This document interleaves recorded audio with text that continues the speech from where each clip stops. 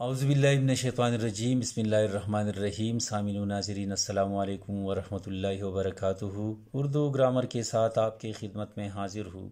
आपसे गुजारिश है कि इस चैनल को सब्सक्राइब करें, आज की वीडियो को लाइक करें और साथ साथ ही वीडियो आखिर तक देखें ताकि आज के उन्वान के हवाले से सभी बातें आपकी समझ में अच्छी तरह आ जाए। उर्दू ग्रामर में आज हम एक गज़लगो शायर की शायरी पर तनकीदी नोट लिखने जा रही है और वो गज़लगो शायर शेख ग़ुलाम हमदानी मुसाफ़ी।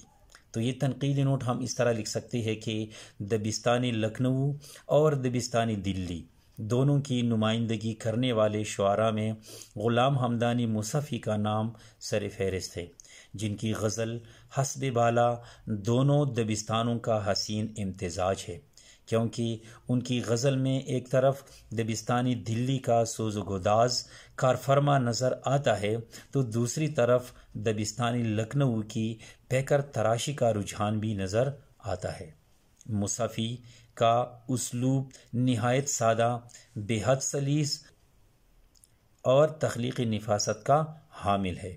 उनके लहजे में एक धीमापन और ठहराव है जिसने उनकी शायरी में एक तिलिस्माती और जादुई फ़ज़ा पैदा की है।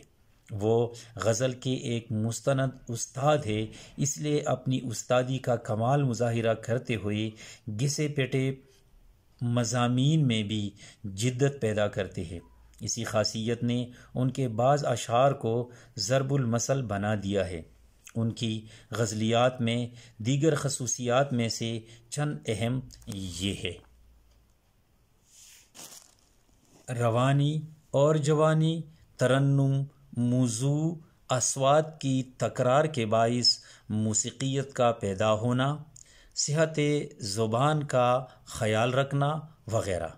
बक़ौले मोहम्मद हुसैन आज़ाद, ये उसूल फ़न से बाल बराबर भी सिरकते न थे।